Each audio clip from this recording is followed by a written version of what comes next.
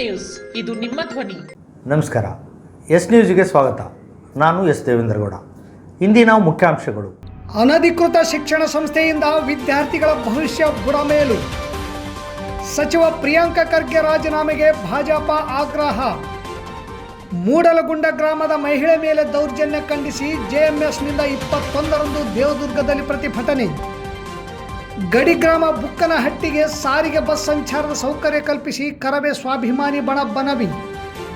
ಗೊಬ್ಬರ್ಕಲ್ ಗ್ರಾಮದಲ್ಲಿ ಶುದ್ಧ ಕುಡಿಯುವ ನೀರಿನ ಘಟಕಕ್ಕೆ ಬಸನಗೌಡ ಬಾದರ್ಲಿ ಭೂಮಿ ಪೂಜೆ. ವಾರ್ತೆಗಳ ವಿವರ. ಪ್ರತಿಯೊಂದು ಶಿಕ್ಷಣ ಸಂಸ್ಥೆಗಳಲ್ಲಿ ಮೊದಲು ಕಂಡುಬರುವುದು ಒಂದೇ ಘೋಷವಾಕ್ಯ: ಜ್ಞಾನ ದೇಗುಲವಿದು, ಕೈ ಮುಗಿದು ಒಳಗೆ ಬನ್ನಿ ಎನ್ನುವುದಾಗಿದೆ. ಆದರೆ ಈ ಜ್ಞಾನ ದೇಗುಲವನ್ನು ನಡೆಸುತ್ತಿರುವ ಶಿಕ್ಷಣ ಸಂಸ್ಥೆಯ ಮುಖ್ಯಸ್ಥರು ಪರವಾನಗಿ ಪಡೆಯದೆ ವಿದ್ಯಾರ್ಥಿ ಯುವಜನರ ಬದುಕನ್ನೇ ಬುಡಮೇಲು ಮಾಡಲು ಹೊರಟಿರುವುದು ಸಿಂಧನೂರು ನಗರದಲ್ಲಿ ಕಂಡುಬಂದಿದೆ. ಇತ್ತೀಚಿನ ಕೆಲವು ದಿನಗಳಲ್ಲಿ ಏನಾದರೂ ಸರಿ, ಏನು ಮಾಡಿದರೂ ಸರಿ, ಒಟ್ಟಿನಲ್ಲಿ ನಾವು ಹಣ ಮಾಡಬೇಕು ಎನ್ನುವ ಮನಸ್ಸುಗಳು ಹೆಚ್ಚಾಗುತ್ತಿದ್ದು, ಇದರಲ್ಲಿ ಕೆಲವು ಖಾಸಗಿ ಶಿಕ್ಷಣ ಸಂಸ್ಥೆಗಳು ಕೂಡ ಹೊರತಾಗಿಲ್ಲ. ಹಣ ಮಾಡುತ್ತೀರಾ ಮಾಡಿ, ಶ್ರಮಕ್ಕೆ ತಕ್ಕ ಪ್ರತಿಫಲ ಇದ್ದೇ ಇರುತ್ತದೆ. ಅದು ಕಾನೂನಿನ ನಿಯಮದಡಿಯಲ್ಲೇ ಮಾಡಬೇಕು. ಆದರೆ ನಗರದಲ್ಲಿರುವ ಕಾಲೇಜು ಇತ್ತೀಚೆಗೆ ಪ್ರಾರಂಭಗೊಂಡು ಹಲವಾರು ವಿದ್ಯಾರ್ಥಿಗಳು ಈ ಕಾಲೇಜಿನಲ್ಲಿ ಈಗಾಗಲೇ ಅಡ್ಮಿಷನ್ ಮಾಡಿಸಿದ್ದಾರೆ. ಈ ವಿದ್ಯಾರ್ಥಿಗಳ ಅಡ್ಮಿಷನ್ ತೆಗೆದುಕೊಳ್ಳುವ ಮುಖ್ಯಸ್ಥರಲ್ಲಿ ಅದು ಯಾವ ಶಕ್ತಿ ಇದೆಯೋ ಕಾಣೆ. ಕಾಲೇಜಿಗೆ ಲೈಸೆನ್ಸ್ ಪಡೆಯದೆ ಅನಧಿಕೃತವಾಗಿ ಶಿಕ್ಷಣ ಸಂಸ್ಥೆಯನ್ನು ನಡೆಸುವುದರ ಮೂಲಕ ಭವಿಷ್ಯದ ಕನಸು ಕಂಡ ವಿದ್ಯಾರ್ಥಿಗಳ ಬದುಕನ್ನೇ ಬುಡಮೇಲು ಮಾಡಲು ಹೊರಟಿರುವುದು ಎಷ್ಟು ಸರಿ ಎನ್ನುವುದು ಶಿಕ್ಷಣ ಪ್ರೇಮಿಗಳು, ಸಮಾಜದ ಚಿಂತಕರು, ಪ್ರಗತಿಪರರು ಹಾಗೂ ವಿದ್ಯಾರ್ಥಿ ಯುವಜನ ಸಂಘಟನೆಯವರು ಸೇರಿದಂತೆ ಪ್ರತಿಯೊಬ್ಬರೂ ಕೂಡ ಪ್ರಶ್ನಿಸಲೇಬೇಕಾಗಿದೆ. ಈ ಕಾಲೇಜಿನಲ್ಲಿ ವಿಜ್ಞಾನ ವಿಭಾಗಕ್ಕೆ 25 ಮತ್ತು ವಾಣಿಜ್ಯ ವಿಭಾಗಕ್ಕೆ 15 ವಿದ್ಯಾರ್ಥಿಗಳು ದಾಖಲಾತಿ ಪಡೆದಿದ್ದು, ಈ ಕುರಿತು ಆಡಳಿತ ಮಂಡಳಿಗೆ ಪ್ರಶ್ನಿಸಿದರೆ ಪರವಾನಗಿ ಏನು ಇಂದಲ್ಲ ನಾಳೆ ಬರುತ್ತದೆಂದು ಸಂಸ್ಥೆಗೆ ಪರವಾನಗಿಯನ್ನು ಕೊಡುವ ಸಂಬಂಧಿಸಿದ ಇಲಾಖೆಯೇ ತಮ್ಮ ಜೇಬಿನಲ್ಲಿದೆ ಎನ್ನುವ ರೀತಿಯಲ್ಲಿ ಹಾರಿಕೆ ಉತ್ತರ ನೀಡುತ್ತಿರುವುದು ನೋಡಿದಾಗ ಇವರಿಗೆ ವಿದ್ಯಾರ್ಥಿಗಳ ಭವಿಷ್ಯದ ಬಗ್ಗೆ ಕಿಂಚಿತ್ತೂ ಕಾಳಜಿ ಇದೆಯೋ ಅಥವಾ ಇಲ್ಲವೋ ಎನ್ನುವುದು ಅನುಮಾನಕ್ಕೆ ಈಡು ಮಾಡಿದೆ. ಒಟ್ಟಾರೆಯಾಗಿ ಲೈಸೆನ್ಸ್ ಪಡೆಯದೆ ಶಿಕ್ಷಣ ಸಂಸ್ಥೆ ನಡೆಸುತ್ತಿರುವವರ ವಿರುದ್ಧ ನಿರ್ದಾಕ್ಷಿಣ್ಯವಾಗಿ ಕ್ರಮ ಕೈಗೊಂಡಾಗ ಮಾತ್ರ ಇಂತಹ ಅನಧಿಕೃತವಾಗಿ ಶಿಕ್ಷಣ ಸಂಸ್ಥೆಗಳನ್ನು ನಡೆಸುತ್ತಿರುವವರ ಸಂಖ್ಯೆಗಳನ್ನು ನಿಯಂತ್ರಿಸಲು ಸಾಧ್ಯವಾಗುತ್ತದೆ. ಈ ಕುರಿತು ಡಿಡಿಪಿಯು ಕೊಟ್ರಬಸಪ್ಪ ಅವರನ್ನು ಕೇಳಿದರೆ ಪರಿಶೀಲಿಸಿ ಸೂಕ್ತ ಕ್ರಮ ಕೈಗೊಳ್ಳುತ್ತೇನೆಂದು ತಿಳಿಸಿದರು. ಕರ್ನಾಟಕ ಡ್ರಗ್ಸ್ ಮಾಫಿಯಾದ ರೂವಾರಿಯಾದ ಸಚಿವ ಪ್ರಿಯಾಂಕ ಖರ್ಗೆಯನ್ನು ತಕ್ಷಣ ಸಚಿವ ಸಂಪುಟದಿಂದ ಕೈಬಿಟ್ಟು ಯಾವುದಾದರೂ ವಿಶೇಷ ತನಿಖಾ ತಂಡದಿಂದ ಪ್ರಿಯಾಂಕ ಖರ್ಗೆ ವಿರುದ್ಧ ತನಿಖೆ ನಡೆಸಬೇಕೆಂದು ಬಿಜೆಪಿ ಪಕ್ಷದ ಜಿಲ್ಲಾಧ್ಯಕ್ಷ ವೀರನಗೌಡ ಪಾಟೀಲ್ ಲೆಕ್ಕಿಹಾಳ್ ಹೇಳಿದರು. ನಗರದ ಪತ್ರಿಕಾ ಭವನದಲ್ಲಿ ಸುದ್ದಿಗೋಷ್ಠಿ ನಡೆಸಿ ಮಾತನಾಡಿದ ಅವರು, ಪ್ರಿಯಾಂಕ ಖರ್ಗೆ ವಿರುದ್ಧ ಸರಣಿ ಆರೋಪ ಮಾಡಿ ಸಚಿವ ಪ್ರಿಯಾಂಕ ಖರ್ಗೆ ಹಾಗೂ ಶಾಸಕ ಅಲ್ಲಮಪ್ರಭು ಆಪ್ತ ಕಲಬುರಗಿ ದಕ್ಷಿಣ ಬ್ಲಾಕ್ ಕಾಂಗ್ರೆಸ್ ಅಧ್ಯಕ್ಷ ಲಿಂಗರಾಜ್ ಕಣಿಯನ್ನು ಡ್ರಗ್ಸ್ ಕೇಸ್ನಲ್ಲಿ ಮುಂಬೈ ಪೊಲೀಸರು ಬಂಧಿಸಿದ್ದು, ಇದರ ಹಿಂದೆ ಸಚಿವರಾದ ಪ್ರಿಯಾಂಕ ಖರ್ಗೆ ಇರುವುದು ಅನುಮಾನ ನಿರ್ಮಾಣವಾಗಿದೆ. ಮಲ್ಲಿನಾಥ್ ಸ್ವಂತ್ ಎಂಬುವವರ ಮಗನೂ ಕೂಡ ಡ್ರಗ್ಸ್ ಸಾಗಾಟದಲ್ಲಿ ಭಾಗಿಯಾಗಿದ್ದು, ಇವರು ಮಲ್ಲಿಕಾರ್ಜುನ್ ಖರ್ಗೆಯವರ ಆಪ್ತರಾಗಿದ್ದಾರೆ. ಜೊತೆಗೆ ಕುಡಚಿ ಮತಕ್ಷೇತ್ರದ ಒಂದು ಗ್ರಾಮ ಪಂಚಾಯಿತಿಯಲ್ಲಿ 17 ಕೋಟಿ ಅವ್ಯವಹಾರ ಆಗಿದ್ದು, ಟೊಯೋಟಾ ಎಲೆಕ್ಟ್ರಿಕಲ್ ಕಾರು ಸುಮಾರು 25,000 ಕೋಟಿಯನ್ನು ಕರ್ನಾಟಕದಲ್ಲಿ ಹೂಡಿಕೆ ಮಾಡಿತ್ತು. ಸರಿಸುಮಾರು 30,000 ಜನರಿಗೆ ಇದರಿಂದ ಉದ್ಯೋಗ ಸಿಗುತ್ತಿತ್ತು. ಆದರೆ ಇವರ ವೈಫಲ್ಯತೆಯಿಂದ ಈ ಕಂಪನಿ ಮಹಾರಾಷ್ಟ್ರದ ಪಾಲಾಗಿದೆ. ಅದರೊಂದಿಗೆ ಇನ್ಫೋಸಿಸ್ ಸಂಸ್ಥೆಯ ಹೊಸ ಶಾಖೆಯೂ ಕೂಡ ಹೈದರಾಬಾದ್ಗೆ ಸ್ಥಳಾಂತರಗೊಂಡಿದ್ದು, ಕೂಡಲೇ ಇವರನ್ನು ಸಚಿವ ಸಂಪುಟದಿಂದ ವಜಾಗೊಳಿಸಬೇಕೆಂದು ಆಗ್ರಹಿಸಿದರು. ಈ ಸಂದರ್ಭದಲ್ಲಿ ಎಂ ದೊಡ್ಡಬಸವರಾಜ್, ಎಂಕೋಬ ನಾಯಕ ರಾಮತ್ನಾಳ್, ಸಂತೋಷ್ ರಾಜಗುರು, ಬಸವರಾಜ್ ಸಿದ್ದರಾಂಪುರ ಸೇರಿದಂತೆ ಅನೇಕರಿದ್ದರು. ದೇಶದ ವಿವಿಧ ಕಡೆ ಡ್ರಗ್ಸ್ ಹಾವಳಿ ಇತ್ತು. ಕರ್ನಾಟಕಕ್ಕೂ ಇಂಥ ಒಂದು ಬಹುದೊಡ್ಡ ಜಾಲ. ಇವತ್ತು ಕಾಂಗ್ರೆಸ್ ಸರ್ಕಾರ ಇದ್ದಾಗ ಕಾಂಗ್ರೆಸ್ನ ಪದಾಧಿಕಾರಿಗಳಿಗಂತೂ ಬಹುದೊಡ್ಡವಾಗಿರ್ತಕ್ಕಂಥ ಹುದ್ದೆಯಲ್ಲಿರ್ತಕ್ಕಂಥವರು ಇವತ್ತು ಆ ಒಂದು ಡ್ರಗ್ಸ್ ವ್ಯವಹಾರದಲ್ಲಿ ಭಾಗಿಯಾಗಿದ್ದಾರಂತಂದ್ರೆ ಇದು ಈ ಸರ್ಕಾರದ ನೇತೃತ್ವದಲ್ಲಿ ನಡೀತಕ್ಕಂಥ ಒಂದು ವ್ಯವಹಾರನ ಅಂತಕ್ಕಂಥದ್ದು ನಮ್ಮ ಸಂಶಯವಾಗಿದೆ. ಸನ್ಮಾನ್ಯ ಪ್ರಿಯಾಂಕ ಖರ್ಗೆ ಅವರು ದೇಶದ ಹಲವಾರು ವಿಷಯಗಳ ಬಗ್ಗೆ ಮಾತನಾಡ್ತಾರೆ. ಸನ್ಮಾನ್ಯ ನರೇಂದ್ರ ಮೋದಿಜಿ ಅವರ ಬಗ್ಗೆ ಮಾತಾಡ್ತಾರೆ, ವಿದೇಶಾಂಗ ಸಚಿವರ ಬಗ್ಗೆ ಮಾತಾಡ್ತಾರೆ, ಅಮೇರಿಕ ಭಾರತದ ಸಂಬಂಧಗಳ ಬಗ್ಗೆ ಮಾತಾಡ್ತಾರೆ, ಪಾಕಿಸ್ತಾನ ಭಾರತದ ಸಂಬಂಧಗಳ ಬಗ್ಗೆ ಮಾತಾಡ್ತಾರೆ, ಯುದ್ಧಗಳ ಬಗ್ಗೆ ಮಾತಾಡ್ತಾರೆ.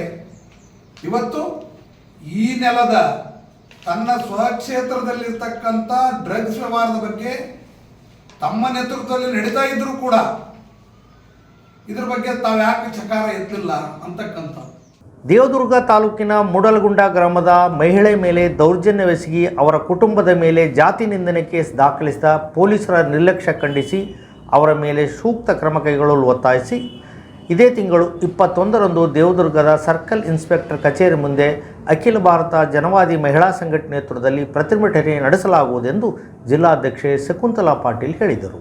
ನಗರದ ಪತ್ರಿಕಾ ಭವನದಲ್ಲಿ ಸುದ್ದಿಗೋಷ್ಠಿಯಲ್ಲಿ ಮಾತನಾಡಿ ದಿನಾಂಕ 6/7/2025 ಮೂಡಲಗುಂಡ ಗ್ರಾಮದ ರಾಧಿಕಾ ಗಂಡ ಶಿವಪ್ಪ ಜಳಕ ಮಾಡುವಾಗ ಅದೇ ಊರಿನ ರಾಮಣ್ಣ ತಂದೆ ಹನುಮಪ್ಪ ಮನೆಯ ಮುಂದಿನ ಗೋಡೆ ಏರಿ ನೋಡುವುದನ್ನು ರಾಧಿಕಾ ವಿರೋಧಿಸಿದಾಗ ಸುತ್ತಮುತ್ತಲಿನ ಜನ ಬೈದು ಕಳುಹಿಸಿದ್ದಾರೆ.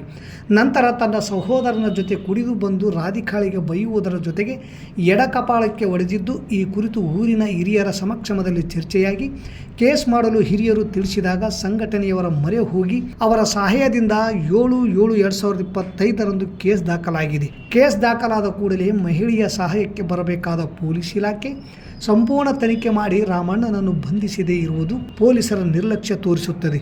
ಗ್ರಾಮದಲ್ಲಿ ರಾಧಿಕಾ ಸಮುದಾಯದವರು ಕೆಲವೇ ಮನೆಗಳಿದ್ದು ಬಹುಸಂಖ್ಯಾತರಾದ ರಾಮಣ್ಣ ಸಮುದಾಯದ ಜನ ಒಂದಾಗಿ ರಾಧಿಕಾ ಪತಿ ಹಾಗೂ ಅವರ ಸಂಬಂಧಿಕರ ಮೇಲೆ ಅಟ್ರಾಸಿಟಿ ಕೇಸ್ ದಾಖಲು ಆಗುವಂತೆ ಮಾಡಿದ್ದಾರೆ. ಇದು ರಾಧಿಕಾಳ ಕೇಸ್ ವಿಫಲ ಮಾಡುವ ಪ್ರಯತ್ನವೇ ಹೊರತು ಇದರಲ್ಲಿ ಹುರುಳಿಲ್ಲವೆಂದರು. ಮಹಿಳೆ ಸ್ನಾನ ಮಾಡುವಾಗ ಇಣಿಕಿ ನೋಡಿದ್ದಲ್ಲದೆ ಅವಳಿಗೆ ಅವ್ಯಾಚ್ಯ ಶಬ್ದಗಳಿಂದ ನಿಂದಿಸಿ ಅವಳ ಕಪಾಳಕ್ಕೆ ಹೊಡೆದ ರಾಮಣ್ಣನನ್ನು ಇಲ್ಲಿಯವರೆಗೆ ಬಂಧಿಸದೇ ಇರುವುದು ಪೊಲೀಸರ ನಿಷ್ಕಾಳಜಿ ಇಲ್ಲಿ ಎದ್ದು ಕಾಣುತ್ತದೆ. ಮಹಿಳೆಗೆ ನ್ಯಾಯ ನೀಡಬೇಕಾದ ಪೊಲೀಸ್ ಇಲಾಖೆ ಅವಳ ಸಂಬಂಧಿಕರ ಮೇಲೆ ಅಟ್ರಾಸಿಟಿ ಕೇಸ್ ದಾಖಲಿಸಿಕೊಂಡಿದ್ದು ಎಷ್ಟು ಸರಿ? ಪೊಲೀಸ್ ಅಧಿಕಾರಿ ಒಬ್ಬ ಮಹಿಳೆಯಾಗಿ ಮಹಿಳೆ ಮೇಲೆ ನಡೆದ ಲೈಂಗಿಕ ದೌರ್ಜನ್ಯದ ಕುರಿತು ಸರಿಯಾಗಿ ತನಿಖೆ ಮಾಡಿಲ್ಲ ಎನ್ನುವುದು ಸ್ಪಷ್ಟವಾಗಿ ಕಾಣುತ್ತಿದೆ. ಕೂಡಲೇ ಇವರ ಮೇಲೆ ಕ್ರಮ ಕೈಗೊಳ್ಳಲು ಸಂಘಟನೆ ಮೇಲಾಧಿಕಾರಿಗಳಿಗೆ ಪ್ರತಿಭಟನೆ ಮೂಲಕ 21/7/2025 ಮನವಿ ಪತ್ರ ಸಲ್ಲಿಸಲು ನಿರ್ಧರಿಸಿದೆ ಎಂದರು. ದೇವದುರ್ಗದಲ್ಲಿ ಶಾಸಕರಾಗಿ ಮಹಿಳೆ ಆಯ್ಕೆಯಾಗಿದ್ದಾರೆ. ಮಹಿಳೆ ಶಾಸಕರಾಗಿದ್ದರೂ ಮಹಿಳೆ ಬೆಂಬಲಕ್ಕೆ ಬರದೇ ಇರುವುದು ಕಂಡರೆ ಅವರು ತಮ್ಮ ಸಮುದಾಯದ ಪರ ವಕಾಲತ್ತು ವಹಿಸಿದಂತೆ ಕಾಣುತ್ತದೆ. ಶಾಸಕರು ಮಾತ್ರವಲ್ಲ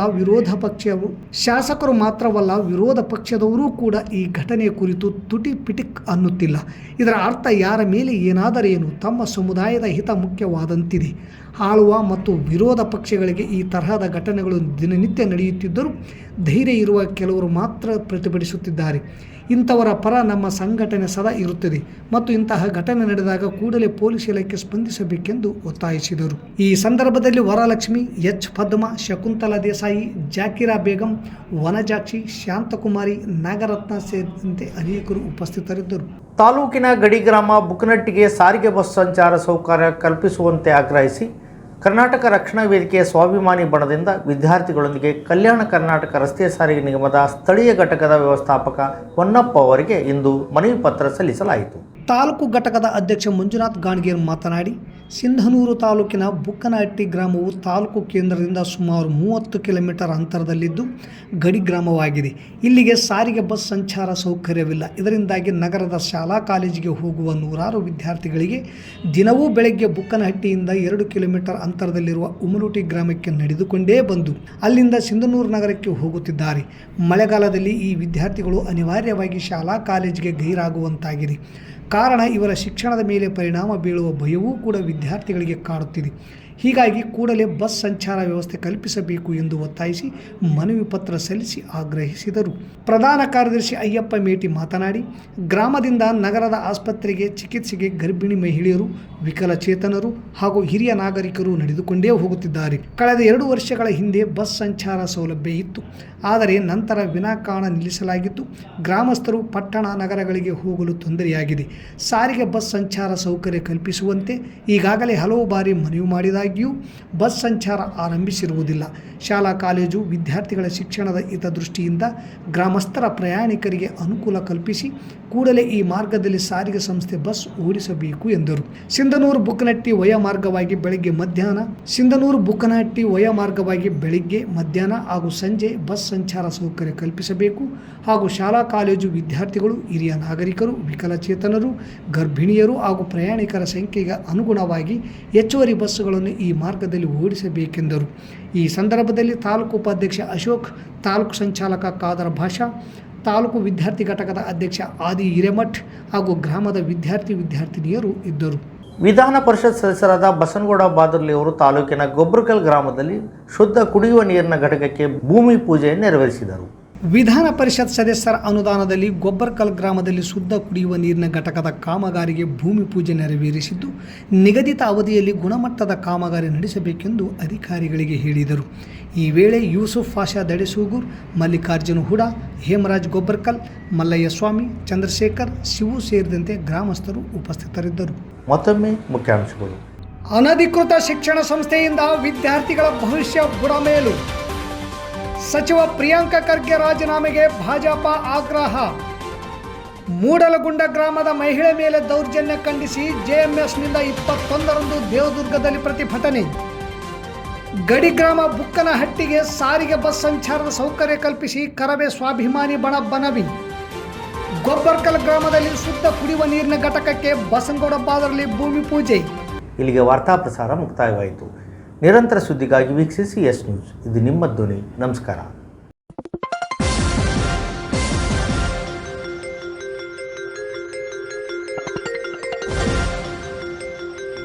ಎಸ್ ನ್ಯೂಸ್, ಇದು ನಿಮ್ಮ ಧ್ವನಿ.